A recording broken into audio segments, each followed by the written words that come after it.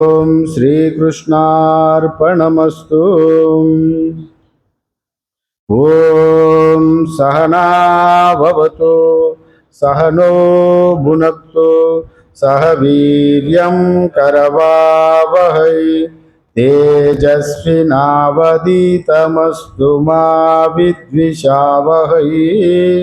ओम शांति शांति शांति। शंकरं शंकराचार्यं केशवं बादरायणं सूत्रभाष्यकृतौ वन्दे भगवन्तौ पुनः पुनः। ईश्वरो गुरुरात्मेति मूर्तिभेदा विभागिने व्योमवद्व्याप्तदेहाय दक्षिणामूर्तये नमः।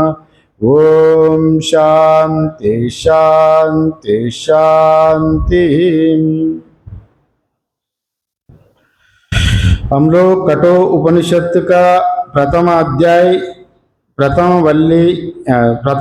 द्वितीय वल्ली और 23वीं श्लोका का भाष्य थोड़ा से बचा है।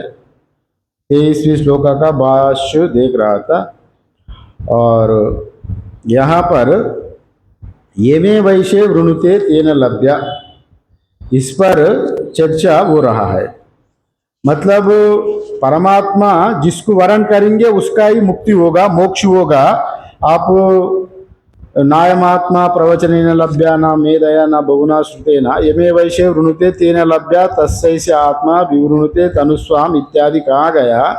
और आत्मा का प्राप्त खूब श्रवण करने से भी नहीं होगा, मनन करने से भी नहीं होगा और खूब प्रवचन देने से भी नहीं होगा इत्यादि रूप में यहाँ पर कहा गया।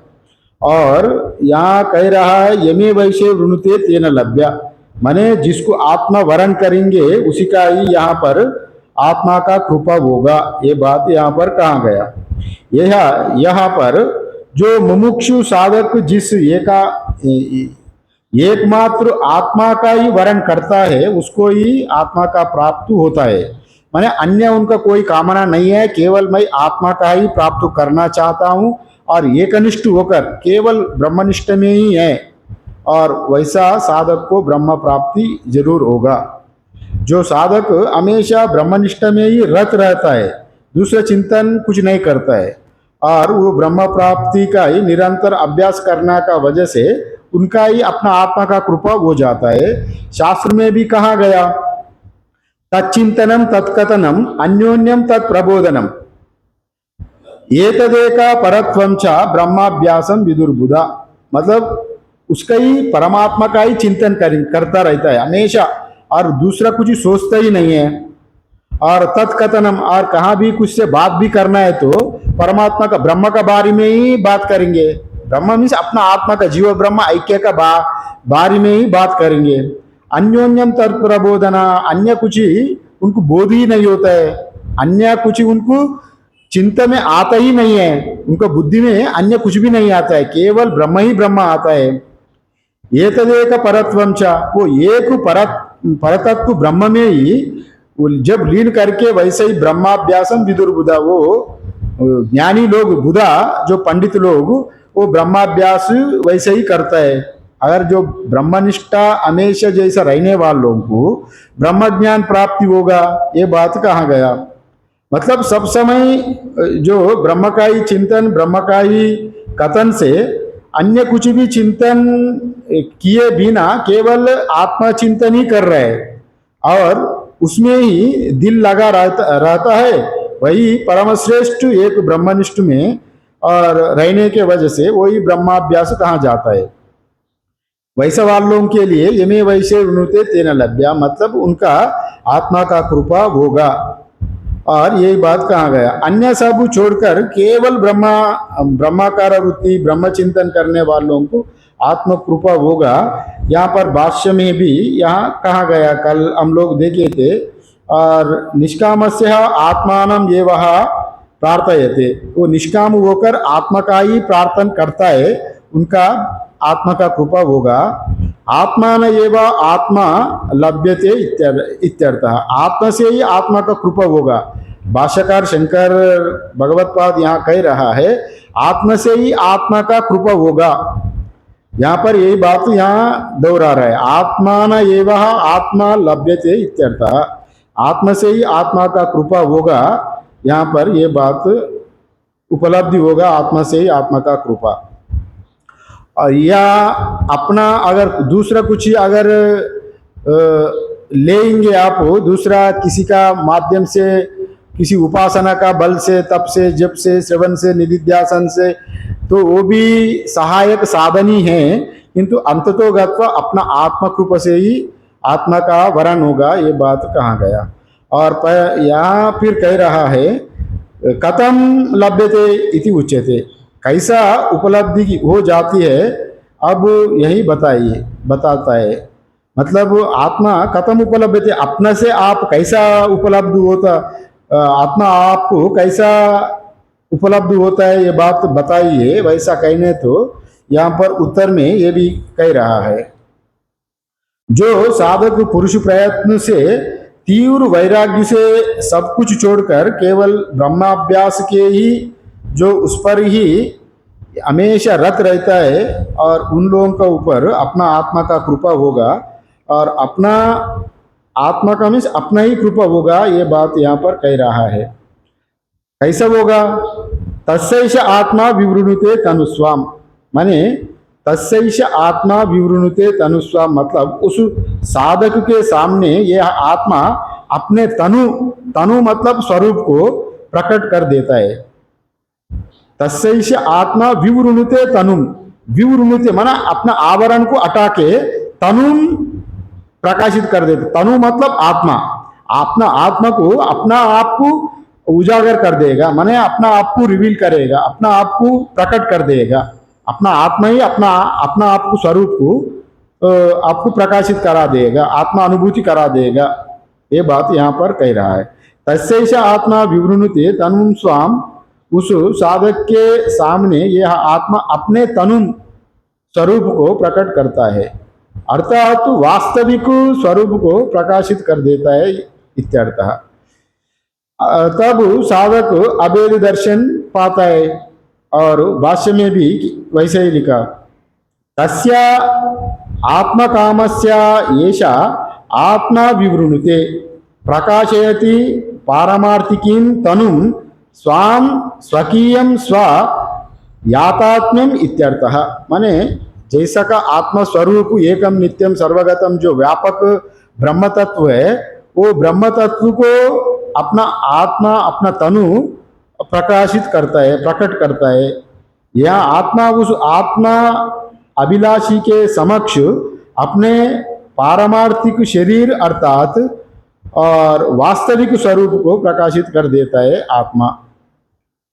यहाँ पर ये तस्सैष आत्मा विवृणुते तनुस्वाम, तभी कैसा प्राप्त करता है, यहाँ ये बात कह रहा है। तो यहाँ आत्मा अपना आप से ही अपना आप को प्रकाशित करता है।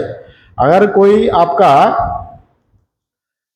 बड़ा से बड़ा राजा है, आप अपना आप को आपको बुलाकर उनका साथ भोजन कराने के लिए अगर वो बताएंगे, तो वो अपना आप से बताएंगे तो आप अधिकारी बनेगा, वहां पर जाके उनका साथ एकत्रित होकर एक ही जगह में उनका महल में बैठ सकते हैं आप, अगर वो कहेंगे।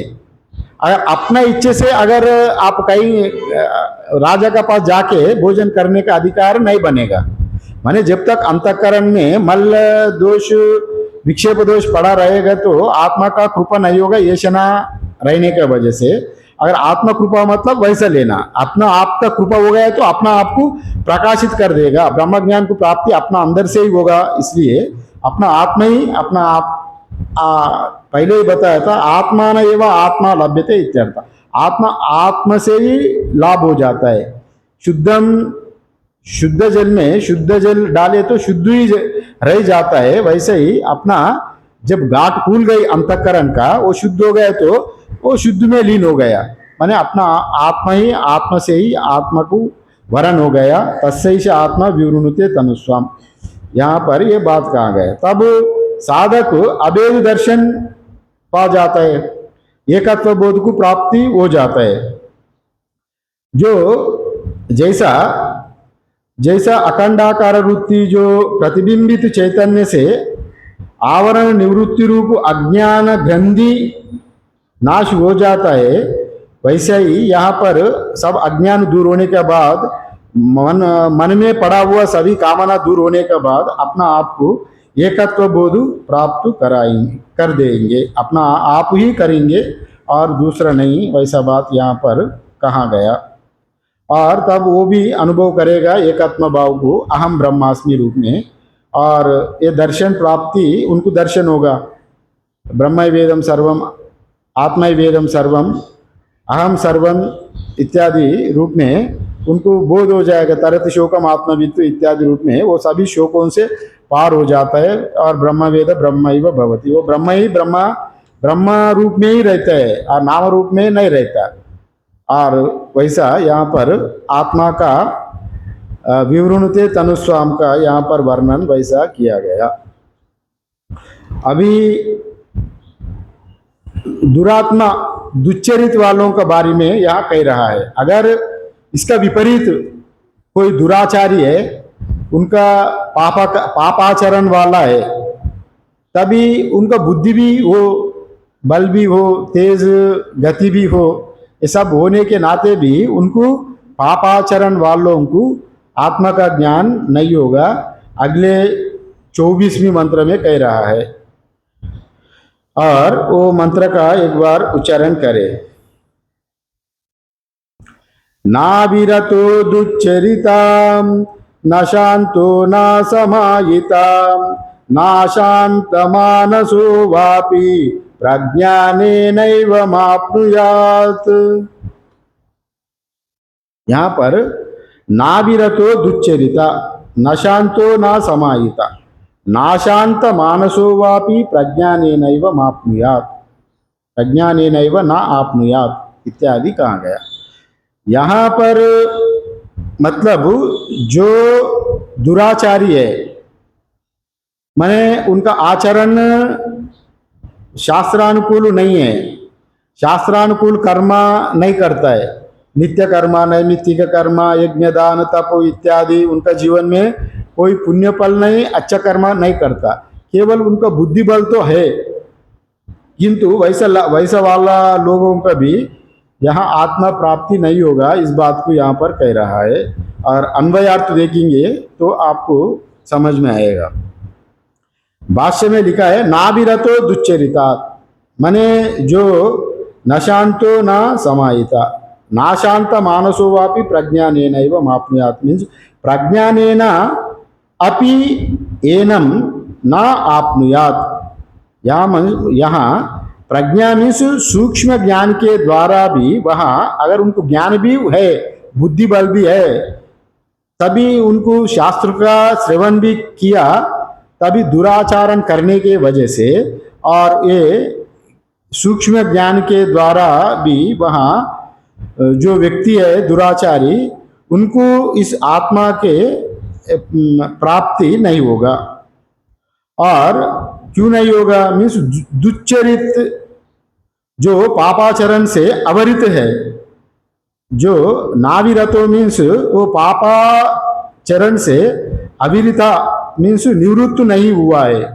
माने पापाचरण एक तरफ से पापाचरण आचरण दुराचारी है, दुराचारी रहते हुए भी वो ज्ञान भी साथ साथ में ज्ञान भी सुन रहा है, तब भी वो ज्ञान सुनते हुए भी वो दुराचारी होने के नाते उनका मन मैला से पड़ा है, चित्त एकाग्रत नहीं है, तो वैसे वालों को आत्मा का ज्ञान नहीं होगा, ना वह व्यक्ति प्राप्त कर सकता है, वैसा वाला आत्मा का ज्ञान प्राप्त नहीं कर सकता। अशांत माने जिसकी इंद्रिय संयम नहीं है। अशांत मतलब इंद्रिय संयम, बाह्येंद्रिय अंतरेंद्रिय, माने कर्मेंद्रिय ज्ञानेंद्रिय दोनों बहिर्मुख है, संयम में नहीं है, वैसा वाला भी, उस प्रकार वाला भी तो असमाहिता, जिसका चित्त एकाग्र नहीं होता, वैसा वाला भी आत्मा का ज्ञान प्राप्त नहीं कर सकते। माने चित्त एकाग्रता भी आत्मा प्राप्ति के लिए अत्यंत आवश्यक है, ये बात यहाँ पर कहा गया है। या फिर ना अपि वहां भी नहीं प्राप्त कर सकता। अशांत मनसः, जिसका मन अशांति से भरा है। अशांति किसके लिए भरा है? माने हमको ये चाहिए वो चाहिए, हमारा पास ये नहीं है वो नहीं है, और इस इत्यादि रूप में धन नहीं है, संपत्ति नहीं है, सिद्धि नहीं है, अनिमादि अष्ट सिद्धियों के पीछे दौड़ने वाला, भौतिक संपत्ति का पीछे दौड़ने वाला और धन का लोभ हमेशा रहने वाला, वैसा वाला लोग अशांत से जो रहता है उनको भी आत्मा का ज्ञान नहीं होगा, ये बात यहाँ पर कह रहा है। और यहाँ नाविरतो दुच्चरितात्, यहाँ पूरा श्लोक का अर्थ यही है, जो दुच्चरित्र नहीं छोड़ता, जो अशांत है, क्षमादि रहित है, क्षमा दमा उपरमा तितिक्षा श्रद्धा समाधान इत्यादि पालन नहीं करता है, और समाधि रहित मतलब समाधि भी रहित है, मतलब उनका एकाग्र बुद्धि भी नहीं है, और तथा चंचल मन वाला है, वैसा लोग प्रज्ञान से इस आत्मा को, केवल प्रज्ञा मात्र से आत्मा को नहीं पा सकते, ये बात यहाँ पर कह रहे हैं। और इसका नाविरतो दुच्चरितात् मीन्स जो पापाचरण से निवृत्त नहीं हुआ व्यक्ति को सूक्ष्म आत्मा ज्ञान की नहीं प्राप्त होता है, क्योंकि आत्मा अत्यंत सूक्ष्म होने के नाते और उसको प्राप्त करने के लिए सूक्ष्म बुद्धि चाहिए। सूक्ष्म बुद्धि जब होगा, अंतःकरण शुद्धि होगा, सत्वगुण वालों का ही सूक्ष्म वृत्ति बनता है, सूक्ष्म गुण बनता है। अगर वैसा सत्वगुण नहीं है तो फिर उनको यहाँ उनका अंदर में रजोगुण तमोगुण होने के नाते यहाँ पर वो वृत्ति टिकता भी नहीं है, यहाँ पर ये बात कहा गया। और प्रथम तो यहाँ श्रवण मनन और निधिध्यासन से ही या आत्मा का ज्ञान प्राप्ति होगा। फिर वो अगर शास्त्र का श्रवण का अधिकारी कौन बनेगा? अधिकारी साधन चतुष्टय संपन्न अधिकारी ही शास्त्र श्रवण का अधिकारी माना जाता है। अगर वो दुराचारी है तो शास्त्र श्रवण का भी अधिकारी नहीं है, फिर वैसा वाला और सूक्ष्म तत्व को कैसे प्राप्त कर सकता है? इसलिए ये श्रवण मनन निधिध्यासन ज्ञान का अंतरंग साधन है, और पहले वो तो बहिरंग साधन का अधिकारी बनना पड़ेगा ना। कोई अगर वो दुराचारी प्रज्ञावान शास्त्र का आत्मा का अनुभव करना है तो साधन चतुष्टय संपन्न अधिकारी पहले बनना पड़ेगा। वो ज्ञान का बहिरंग साधन कहा जाता है, और बहिरंग साधन ही नहीं है और अंतरंग साधन तक कैसे पहुंचेंगे वो? और वो बिना श्रवण बिना मनन निधिध्यासन वो आत्मा का कैसा प्राप्त करेगा? और ज्ञान प्राप्ति का पहले वे अधिकारी बनना आवश्यक होता है। यही बताया, वही साधन चतुष्टय संपन्न अधिकारी का ही ज्ञान पचता है और उनका सत्वगुण भी बढ़ता है। वो क्षमादि षटक संपत्ति, क्षम दमा उपरमा तितिक्षा इत्यादि जो पालन करने से मन का चंचलता दूर होगा और इंद्रियों का चंचलता दूर होगा इत्यादि। तितिक्षा आएगी, श्रद्धा आएगी, उपरम मन का एकाग्र बढ़ेगी इत्यादि से ही ज्ञान प्राप्ति में सहायक है। और ये बिना वैसा बैकडोर से आके केवल श्रवण ही करेंगे बुद्धि बल से, और अंतःकरण में पड़ा हुआ वासना वैसे ही है, उस वैसा वाला पापाचरण भी है, ऐसे वाला लोगों के लिए यहाँ पर ज्ञान प्राप्ति नहीं होगा। ये बात इसी श्लोक में कह रहा है। और पहले यहाँ पर भाष्य में क्या कह रहा है? ना दुच्चरितात् प्रतिषिद्धात् श्रुति स्मृति अविहितात् पापकर्मणः अविरतः अनुपरतः। जैसा जो व्यक्ति दुच्चरित अर्थात निषिद्ध अर्थात श्रुतियों तथा स्मृतियों का द्वारा अवहित पाप कर्मों से जो विहित नहीं हुआ है, जो विरत नहीं हुआ, पाप कर्मों से विरत नहीं हुआ, पाप कर्मों को छोड़ा नहीं और शास्त्रानुकूल श्रुति स्मृति का अनुसार विरुद्ध कर्म कर रहा है, विरुद्ध धर्म वाला, ऐसा पापाचारियों को का बारे में यहाँ पर बता रहा है। ना अपि इंद्रिय लोल्यात अशांत अनुपरतः, ना अपि असमयित अनेकाग्रत मनः विक्षिप्त चित्तः। वैसा जो विक्षिप्त चित्त वाला, एकाग्र बुद्धि नहीं है उनको, उनका चित्त अनेक प्रकार का है, वैसा वालों का ये ध्यान सूक्ष्म तत्व कैसा अनुभव होगा? जो इंद्रिय लोलुपता से, जो विरत ना होने के कारण अशांत है, वो इंद्रिय तो उनको इंद्रिय का प्यासा कूप है। माने अगर कर्मेंद्रिय ज्ञानेन्द्रिय भी है, अभी उनको जिह्वा में खाने का इच्छा खूब है, जो भी जिह्वा को संयम नहीं कर पा रहा है, फिर जो भी चीज देख रहा है तो उनका उसका ऊपर टूट पड़ रहा है, खाने के लिए लालच हो गया, तभी उनका इंद्रिया खींचने लग रहा है, एक बार बिरयानी खाऊं, एक बार चाट खाऊं, एक बार रसगुल्ला खाऊं, ये खाऊं वो खाऊं, जहां भी फंक्शन होता है तो बिना बुलाए भी जाता है। मतलब वह इंद्रिय, वहां पर जिह्वा का नियंत्रण नहीं हुआ, जिह्वा बाहर खींच रहे हैं, तरह तरह का रस लेने के लिए बाहर जा रहे हैं, तभी वैसा वाला लोगों का भी आत्मा का अनुभव नहीं होगा। और ये बात यहाँ पर, जिसका मन संयमी नहीं है, मन संतुलन नहीं है, मन चंचल बुद्धि वाला है, और अपितु जो बहुमुखी है, अर्थात जिसका चित्त विक्षिप्त है, बहुमुखी, और एक जगह में टिक नहीं रहा है, एक बार ये चाहता है, एक बार वो चाहता है, एक बार वहां दौड़ना चाहता है, ये वो ये देखना चाहता है, वैसा वाला विचलित बुद्धि का आत्मा का ज्ञान प्राप्त नहीं होगा। और यहाँ पर ये बात यहाँ पर कह रहा है, पहले अगर आपको ज्ञान प्राप्ति करना है तो पहले साधन चतुष्टय संपन्न अधिकारी, जो क्षमा दमा उपरमा तितिक्षा इत्यादि जरूर पालन करना, और धर्मानुष्ठान भी करके रखना।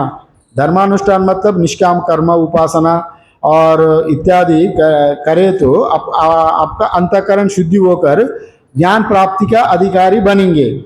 इसलिए धर्मानुष्ठान भी ज्ञान का पहले अंग है, पहले कर्मयोग, बाद में और भक्ति योग। कर्मयोग भक्ति योग करने से अंतःकरण का मल दोष और विक्षेप दोष दोनों नाश होने के बाद उनको सत्वगुण जब बढ़ेगा और तभी सूक्ष्मतम आएगा, सूक्ष्म वृत्ति बनेगी। अभी वो सूक्ष्मतम बुद्धि से ही वो आत्मा का अनुभव करेगा, क्योंकि आत्मा अत्यंत सूक्ष्म है। इसलिए पापाचरण जो दुराचार्य है, उनको यहाँ ब्रह्मा का प्राप्ति, आत्मा का प्राप्ति नहीं होगा, ये बात कह रहा है। पहले भक्ति उपासना करने वालों को ही ज्ञान प्राप्ति का अधिकार शास्त्र में भी बताया। भगवत गीता में भी यही कहा। भगवत गीता में ही 10वीं अध्याय में 10वीं श्लोका में भगवान यही कहा गया, तेषां सतत युक्तानां भजतां प्रीतिपूर्वकम ददामि बुद्धि योगम तम तेन माम उपयन्ति ते। परमात्मा ने ये कह रहा है, तेषां सतत युक्तानां भजतां प्रीतिपूर्वकम ददामि बुद्धि योगम तम येन माम उपयन्ति ते। मतलब जो हमको भजन किया, खूब उपासना भक्ति किया, जब उनका अंतःकरण शुद्धि हो गए तो वैसा वालों का ऊपर भगवान कृपा करता है। कृपा करके तेषां सतत युक्तानां भजतां प्रीतिपूर्वक, हमको प्रीतिपूर्वक कोई भजन किया, उनको मैं ददामि बुद्धि योगम येन माम उपयन्ति ते, उनको बुद्धि योग देऊंगा। कहा माने ज्ञान को, उनको ज्ञान में प्रवेश कराएंगे, परमात्मा कह रहा है। माने परमात्मा भी स्वयं मोक्ष नहीं देंगे, समझ लिया।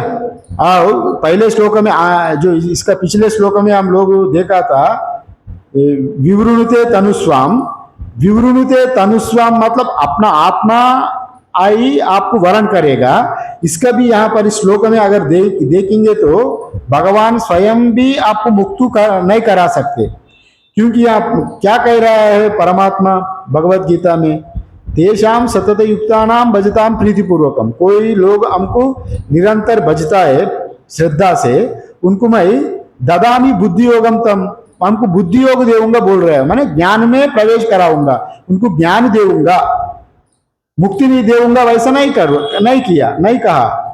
बुद्धि ददामी बुद्धि योगम तम ये नमाम उपयंति थे। कोई हमको, जो लोग हमको उपासना किया उनको मैं ज्ञान में प्रवेश कराएंगे, बुद्धि योग देंगे, कहा गया। इसलिए पिछले श्लोक का भी यहाँ समाधान, परमात्मा स्वयं मुक्ति नहीं करा देंगे, अपना आप ही मुक्ति करना पड़ेगा।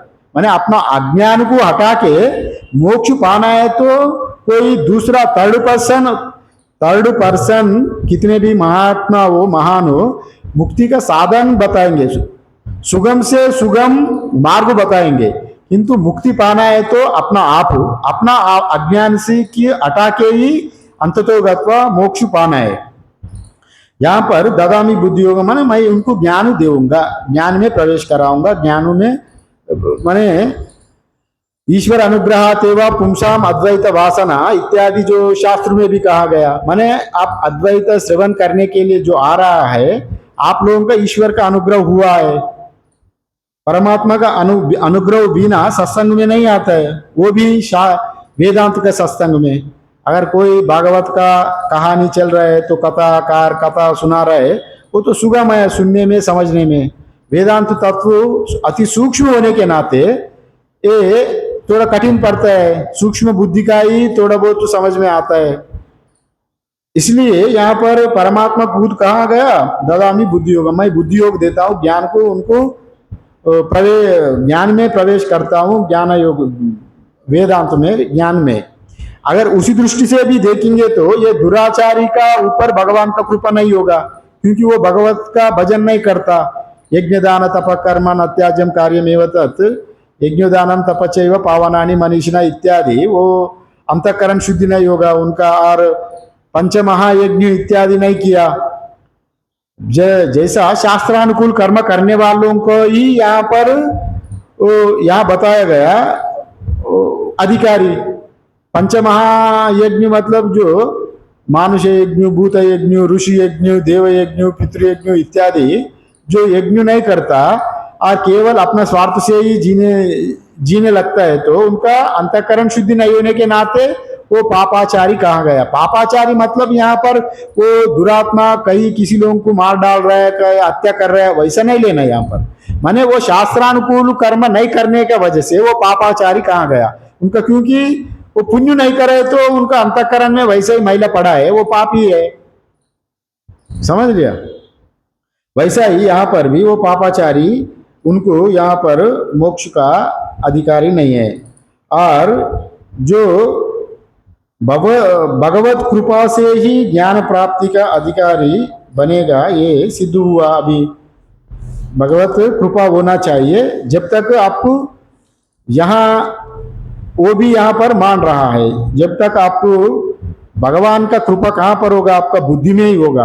आत्म रूप में भगवान आप एक ही है, किंतु जब तक आप परिचिन्न भाव है, मैं आंशु, परमात्मा मेरा, परमात्मा विभु है, मैं उनका विभूति हूँ, और मैं वो पूर्ण है, मैं आंशु हूँ, मैं वो मेरा वो स्वामी है, मैं उनका गुलाम हूँ। जब तक वो बोध रहेगा तब तक वो परमात्मा का आश्रय लेना। तभी परमात्मा का आश्रय ले तो इस अंतःकरण का जीव को परमात्मा सही ढंग से यहाँ पर उनको सही रास्ते में लाएंगे। मायोपाधिक परमात्मा, यहाँ पर निर्गुण निराकार ब्रह्म नहीं, मायोपाधिक सब कुछ माया में ही है। आपका बुद्धि 24 तत्व माया में ही है। इसलिए अगर वो आपको समिष्टि माया का, समिष्टि प्रकृति माया का, समिष्टि ईश्वर का आप प्रार्थना करेंगे तो व्यष्टि जीव का बड़ा उपकारी होगा। उसी दृष्टि से उनका कृपा माना गया, और उसी जीव का ऊपर कृपा होकर वो बुद्धि में ज्ञान का अंतःकरण शुद्धि होकर सत्वगुणी का माध्यम से ज्ञान का उनको प्रवेश करा देंगे। ज्ञान का अधिकारी पहले बनना पड़ेगा। इसलिए भी बिना धर्मानुष्ठान, बिना जो भक्ति उपासना वालों का और दुच्चरित्र पापाचरण करने वालों को ज्ञान प्राप्ति नहीं होगा, ये बात यहाँ पर कहा गया। फिर सभी पापाचारी बता रहे हैं, फिर सच्चरित्र सदाचार क्या है वो भी बता दो। सदाचारी का विरुद्ध ही दुराचार है। सदाचार ये होता है नित्य नैमित्तिक कर्म जो पहले बताया था, और शास्त्राध्ययन, पूजा पाठ, जप इत्यादि जो आगे बताया, पंचमहायज्ञ इत्यादि, यज्ञ दान तप कर्म, नित्य कर्म, नैमित्तिक कर्म, ईश्वर ध्यान इत्यादि रोज नियमित रूप से करना है, वही सदाचारी है, वही पुण्यात्मा है। और जो इसका विपरीत कुछ भी नहीं करता, केवल खाता पीता, ऑफिस में जाता है, लेटता है, सिनेमा देखता है, इधर करता उधर करता, जितने अच्छे कुल में भी जन्म हो, किंतु ये सब नहीं करे तो उनको पापाचारी ही कहा जाता है। उत्कृष्ट कुल में जन्म होने के नाते भी ये सब नहीं करे तो उनको पापाचारी कहा गया। यही यहाँ पर ये बताया गया। वैसे ही यहाँ, वैसे पापों से निवृत्त बिना ज्ञान कैसा प्राप्त होगा? और बुद्धि, केवल बुद्धि बल से ही अगर शास्त्र का अध्ययन होगा, कि अगर आप मानेंगे, क्यों नहीं होगा? ये तो शास्त्र का श्रवण तो बुद्धि बल से होगा, फिर ये पापों को, दुराचार को क्यों हटाना? हम भी अभी बड़े बड़े दुराचारी भी, बड़े विद्वान, बड़े बड़े ऑफिसर में, बड़े बड़े पोस्ट में भी उनका मिल जाता है, उनका बुद्धि बल से। बड़े बड़े नौकर भी, दुराचारी लोगों को भी बड़े बड़े नौकर मिलता है, बड़े बड़े माने दफ्तर में, ऑफिसर में बड़े बड़े पोस्ट मिलता है। वो फिर कैसा मिलता है? उनका बुद्धि बल से मिल रहा है। वो कुछ अनुष्ठान करता नहीं, कुछ भी नहीं करता नहीं, तभी भी उनका बुद्धि प्रज्ञा से ही, बुद्धि बल से ही उनको बड़े बड़े पदवी में जब मिल रहा है, तो फिर ये दुराचार क्यों छोड़ना? फिर सदाचार ही क्यों अपनाना? अगर ये बात अगर हम कहेंगे तो वैसा अगर शास्त्र विरुद्ध बात होता है। केवल प्रज्ञा प्राप्ति करने के लिए ही दुश्चरित क्यों छोड़े? वैसा प्रश्न आए तो यहाँ पर उत्तर होगा, अगर केवल प्रज्ञा से ही, बुद्धि बल से ही अब ज्ञान प्राप्त अगर करेंगे और दुश्चरित पापाचरण नहीं छोड़ेंगे, तो फिर पहले दैत्य लोगों को ही मुक्ति होना चाहिए। जो पापाचरण करता है वो उनको बुद्धि बल भी रहता है, जैसा रावण आदि, हिरण्यकश्यप आदि बड़े महाविद्वान भी थे, महाबुद्धिबल भी, बुद्धिवान भी थे। हम लोग रामायण में देखा था, रावण का इतने प्रज्ञा था, सब शास्त्र उनको कंठस्थ मुखस्तुत थे। तभी दुराचारी होने के नाते उनको जीवन में वो आत्मा का प्राप्ति में वो बोध समझ नहीं पाया, एकत्व बोध नहीं समझ पाया, और हरि का ऊपर हमेशा अलग शत्रु रूप में देखने लगा। पंडित होते हुए भी अगर आचरण अच्छा नहीं है तो ज्ञान प्राप्ति नहीं होगा। जैसा रावण जैसा, हिरण्यकश्यप जैसा जो दृष्टांत दिया गया उदाहरण, फिर वो लोग भी महापंडित भी थे, शास्त्रज्ञ थे, सब शास्त्र जानते थे, तब भी शास्त्र जानते हुए भी आचरण अच्छा ना होने के नाते और उनको आत्मा का ज्ञान नहीं होगा, आत्मा का ज्ञान प्राप्ति नहीं होगा। वैसे ही यहाँ पर नाविरतो दुच्चरितात्, ये बात से यहाँ पर सिद्ध हुआ, मैंने दुराचारण वालों को आत्मा का ज्ञान नहीं होगा, ये बात यहाँ पर बताया। मैंने ज्ञान प्राप्ति के लिए चरित्र शुद्धि भी आवश्यक है, चरित्र अच्छा होना। और कोई अच्छा बुद्धिमान भी है, चरित्र अच्छा नहीं है, अच्छे चरित्र वाला नहीं है, तो पापाचरण वालों का ये सूक्ष्म वृत्ति नहीं बनता, रजोगुण तमोगुण वालों को। इसलिए चरित्र शुद्धि, सदाचार भी अत्यंत आवश्यक है ज्ञान प्राप्ति के लिए, ये बात कहा गया। और दूसरा बताया नाशांता। नाशांता मतलब यहाँ पर जो अशांत मानस, यहाँ जो विशेषण दिया गया अशांता, नाशांता मीन्स अशांता, यहाँ विशेषण है जिसका इंद्रिया, ज्ञानेन्द्रिय और कर्मेंद्रिय अत्यंत चंचल है और अशांत मन वाला है, वैसा वाला भी आत्मा का प्राप्ति नहीं करेगा।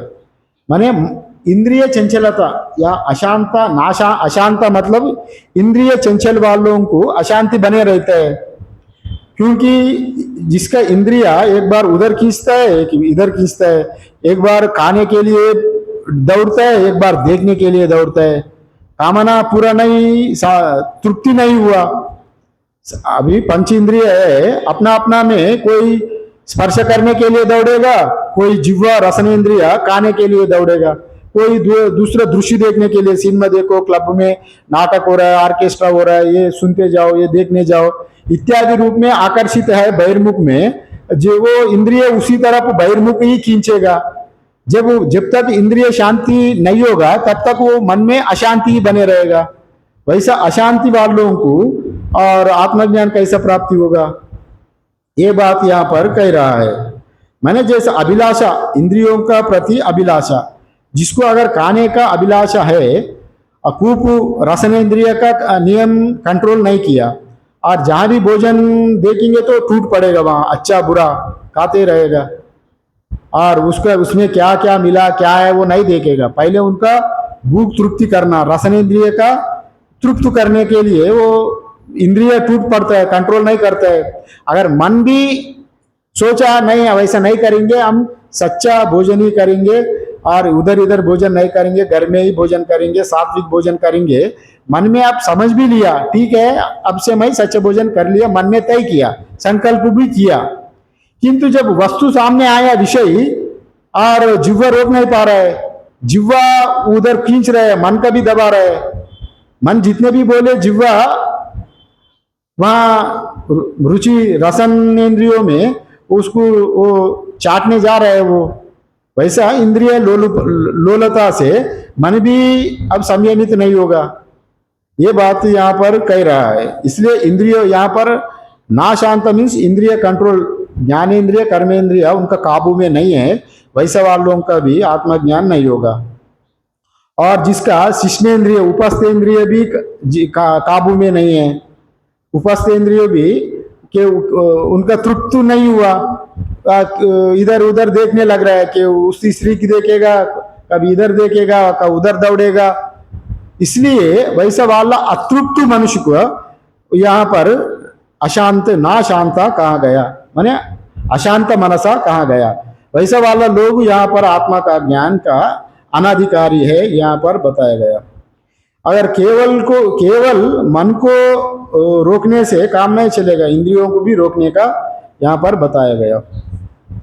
और यहाँ पर ना समाहिता, यहाँ पर समाहित चित्त वाला नहीं है, एकाग्र बुद्धि वाला नहीं है, ना समाहिता। ना समाहिता मतलब यहाँ कहा गया ना समाहिता मीन्स समाहित वाला, समाहित चित्त वाला नहीं है। समाहिता मतलब चित्त एकाग्रता, समाहिता मतलब चित्त एकाग्रता, ना समाहिता मतलब चित्त एकाग्रता चंचल मन वाला, चित्त एकाग्रत नहीं है। ना समाहिता मीन्स असमाहित व्यक्ति को, जो चंचलता स्वभाव वालों व्यक्ति को, जो जिसका चित्त विक्षेप लोगों को आत्मा का ज्ञान प्राप्त नहीं होगा। अर्थात आत्मज्ञान को जो समझने के लिए चित्त एकाग्रता का आवश्यक होता है, बिना चित्त एकाग्रता का सूक्ष्म तत्व को कैसे समझेंगे। इसलिए यहाँ पर ये बात कहा गया और शास्त्र में भी कहा गया चित्त एकाग्रता अत्यंत आवश्यक है। और अग्रया सूक्ष्मया बुद्धि सूक्ष्मया सूक्ष्मदर्शी इसी उपनिषद में कहा गया, जिसका बुद्धि सूक्ष्म है, अत्यंत तेज बुद्धि वालों का ही आत्म तत्व का अनुभव होगा और ये चंचल बुद्धि वालों का आत्म तत्व का अनुभव नहीं होगा, ये बात कहा गया। और ज्ञान प्राप्ति में एकाग्र बुद्धि आवश्यक है, ये बात यहाँ जो गीता में भी कहा गया है इस बात को। जैसा ज्ञान प्राप्ति में एकाग्र बुद्धि का आवश्यक होता है, बिना एकाग्र बुद्धि का और ज्ञान प्राप्ति नहीं होगा। एकाग्र बुद्धि का यहाँ पर कैसा एकाग्र बुद्धि, जैसा एकाग्र होना मन अन्य भौतिक विषयों पर मन नहीं जाना, अन्य भौतिक विषयों में केवल एकमात्र अब जिस लक्ष्य को आपने निशाना लगाया उसी लक्ष्य में ही अगर आप तीव्र गति से एकाग्र बुद्धि से अगर रहेंगे तब आप वो लक्ष्य को प्राप्त करेंगे। अगर मन बुद्धि एकाग्र नहीं है तो आप उस तत्व का बोध नहीं कराएंगे, बोध नहीं करेंगे। जैसा यहाँ दत्तात्रेय जो भगवान दत्तात्रेय ने अपना 24 गुरुओं से और एक गुरु को एक शिकारी की भी गुरु बनाया। जब एक शिकारी अपना शिकार कर रहा था, जब उनको निशाना लग गई, माने जब शिकारी निशाना लगाता है तो एक इधर उधर नहीं होना, माने एक बाल का उधर इधर हो जाए तो वो शिकारी वहां निशान में नहीं आएगा। जब वो शिकारी निशाना बनाया, उसी समय राजा का काफिला उधर से जा गुजर रहा था, राजा का काफिला, और वो रास्ते से गुजर रहा था, और वो उनका दृष्टि था निशाना का ऊपर, जो पक्षी जो जानवर का ऊपर निशाना लगाया, वो एकाग्र बुद्धि से निशाना लगाया, तभी वो उधर देख रहा है, वो निशाना का ऊपर ही उनका एकाग्र है। वो पीछे का राजा का जो काफिला जा रहा है, उनका ऊपर उनको दृष्टि ही नहीं था, माने उतना भीड़ गई तभी उनका ध्यान उधर नहीं था। फिर बाद में पीछे से राजा आया, राजा आके अरे मेरा यहां से, बाद में वो निशाना हो गया उनका काम। फिर बाद में राजा आके उनको पूछा, आगे मेरा बहुत सारे हमारा प्रजा जा रहा है, काफिला जा रहा है, वो कितने दूर तक चले गया होगा बताओ, हम उनको अभी उनसे मिलना है ना। राजा पीछे से जा रहा है। जब वीआईपी आता है ना, पहले जनता आगे जाता है, श्रोता, और जब भी मीटिंग हो जाए तो पहले इकट्ठा होता है श्रोता लोग, बाद में वीआईपी बाद में आता है ना। राजा भी सभी वो लोग जाने के बाद राजा पीछे आ रहा था। फिर उनको पूछा वो कितने दूर जाया होगा, अरे शिकारी ने बताया इधर से कोई काफिला नहीं गया, कोई मैं किसी का नहीं देखा। बोला अच्छा तुम झूठा बोलता है, हमसे राजा से झूठा बोलता है। राजा तलवार निकला उनको शीर छेदन करने के लिए। राजा से झूठा बोलना अपराध होता है ना जी। अभी उनको वो इतने काफिला गया हुआ, उनका शिकार का निशाना बनाने के समय उनका पूरा दृष्टि एकाग्र बुद्धि से ही रहा। तब एकाग्र बुद्धि से ही उनका निशाना के लिए जैसा निशाना बनाया, उस समय निशाना लग रहा था, उसी समय काफिला जा गया। काफिला का ऊपर उन दृष्टि नहीं डाला, तभी राजा ने क्रोध होकर उनको मारने गया।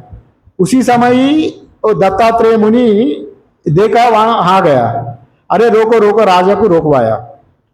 अरे दत्तात्रेय देखते ही राजा ने प्रणाम किया, ये तो विरक्त महात्मा है, प्रणाम करके और उनको सत्कार किया, सादर सत्कार। अरे इनको मारो मत, अरे ये तो हमसे झूठा बोल रहा है, मेरा काफिला इधर एक ही रास्ते से गुजरा, ये कितने दूर है बोले तो मैं नहीं देख रहा है, हमसे उपवास कर रहा है। फिर दत्तात्रेय ने कहा नहीं, इनको न मत मारो, ये मेरा गुरु है, ये शिकारी आपका गुरु, ये कैसा? ये बताया, आप देख लीजिए राजन, ये जब आपका काफिला जा रहा था, आप ये शिकारी ने उनका दृष्टि पूरा शिकार का ऊपर निशाना लगाया था।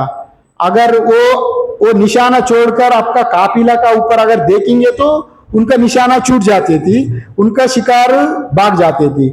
इसलिए वो काफिला का ऊपर दृष्टि नहीं डाला, काफिला उनको इधर जाते हुए भी वो उनका दृष्टि नहीं पड़ी, इसलिए वो मेरा गुरु है। मतलब अगर गुरु स्वीकार किया उनको, क्योंकि ध्यान करने वाला व्यक्ति, आध्यात्म में जो श्रवण मनन निधिध्यासन करने वाला व्यक्ति, अगर कोई योगी ध्यान करने वाला, वो भी अगर अपना आत्मा का साधन में बहिर में बाहर में जो कुछ हो रहा है उसमें कोई लेना देना नहीं रखना, बाहर जो कुछ हो रहा है उससे पूरा पूरा निवृत्त हो जाना, तब भी उनका जो एकाग्र बुद्धि से जिसके लिए वो निशाना बनाया वो निशाना लगेगी। अभी साधारणतः जो योगी है, योगी का निशाना क्या है? समाधि प्राप्त करना। अगर जो समाधि प्राप्त करने के लिए योगी जब आसन में बैठा गुफा में, अभी वो उधर इधर चिंता करे तो अगर वो सिद्ध नहीं होगा। वैसे ही अगर ब्रह्मनिष्ठा में अगर कोई बैठा, अगर वो जैसे शिकारी निशाना बैठते समय अगर जो काफिला गया उनका दृष्टि नहीं गया, ये ब्रह्मनिष्ठा में रहने वालों का भी वैसा एकाग्र बुद्धि से अपना साधन का ऊपर तत्पर रहना, तब भी वो सिद्ध हो पाएगा। इसलिए ये बात यहाँ पर कहा गया, ना समाहिता, मतलब जो असमाहित पुरुष, अनेकाग्रत पुरुष को यहाँ पर अनेकाग्रत बुद्धि वालों को यहाँ पर ज्ञान प्राप्त नहीं होगा। इसलिए यहाँ पर सबसे निवृत्त होकर ही बैठने का विधान है। अगर शास्त्र में हम लोग श्रवण करेंगे, मनन करेंगे, इसलिए संन्यास का ही अधिकार ज़्यादा होता है। वेदांत श्रवण में वैसे भी बताता है, क्योंकि वो सब छोड़ छाड़ के आया, उनका कोई चिंता ही नहीं है आगे पीछे का। केवल अगर जो चीज़ में उसको और मन लगाना है तो लगा सकता है, किंतु वो भी आजकल ज़माने में बड़ा कठिन है। साधु लोग भी बड़े व्यवहार में कूद पड़ा, कई कई जगह में बड़े बड़े काम करता है, फिलांथ्रोपिक मिशनरी काम, और नहीं तो नाम यश इत्यादि रूप में भी साधु लोग भी अगर उतने माने तितिक्षा श्रद्धा नहीं रहा है, एकाग्र बुद्धि अभी विरल हो गया अभी आजकल जमाने में। इसलिए एकाग्रता का अर्थ है एक ही अर्थ में मन को लगाना। एक ही अर्थ में मन को लगाए तो अभी आप वहां पर सफल हो जाएंगे, उसका ही ब्रह्म का प्राप्ति होगा। ये बात यहाँ पर कहा गया। भगवत गीता में भी कहा गया, कच्चिदेत श्रुतम पार्था त्वयैकाग्रेण चेतसा। अरे भगवान अर्जुन को कह रहा है, ये अर्जुन तुम तो पूरा गीता में जो कुछ बता रहा हूं तुम एकाग्र बुद्धि से तो सुन रहा है, तो वैसा परमात्मा खुद अर्जुन से कहा गया, कच्चिदेत श्रुतम पार्था त्वयैकाग्रेण चेतसा। माने बड़े अवेयरनेस से सुन रहा है तो, चेतना से सुन रहा है तो, नहीं तो मन उधर इधर भाग रहा है। वैसा एकाग्र बुद्धि का वजह से एकाग्र बुद्धि का बारे में बताने के लिए यहाँ पर ये बात कहा गया। जब बिना अगर आप कुछ निशाना बनाएंगे, अर्जुन भी द्रोणाचार्य का परीक्षा करने पर अर्जुन जब बाण चढ़ाया था, पक्षी का आंख का ऊपर निशाना बनाया। जो पक्षी का आंख का ऊपर निशाना बनाने वाला जितने एकाग्र होना चाहिए, माने उतने एकाग्र बुद्धि रहे तो पक्षी का आंख का बाण चढ़ाया अर्जुन ने।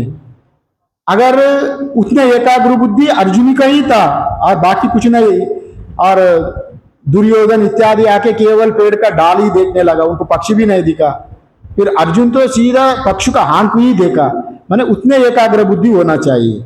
यहाँ पर वही ना समाहिता, माने चंचल बुद्धि वाला, इंद्रिया को कंट्रोल ना करने वाला, अचंचल बुद्धि वालों का उतने एकाग्र नहीं हो पाता। फिर आत्म तत्व तो अत्यंत सूक्ष्मतम है, वो अत्यंत सूक्ष्मता होने के नाते उनका बुद्धि और खूब सूक्ष्म होना, अग्रय सूक्ष्म बुद्धि सूक्ष्म सूक्ष्मदर्शी भी जैसा बताया, उतने एकाग्र हो जाए तो ही वह आत्म तत्व को वो अपनाएंगे, बचेंगे, उनका अंतःकरण में आत्मा तत्व का वो बोध हो जाएगा। इसलिए यहाँ पर यह बात कहा गया। और दूसरा बताया नाशांत मानसो वापी। इसका थोड़ा भाष्य यहाँ देखेंगे। भाष्य है यहाँ, समाहित चित्तः अपि सन समाधानः फलार्थित्वात्, माने जिसका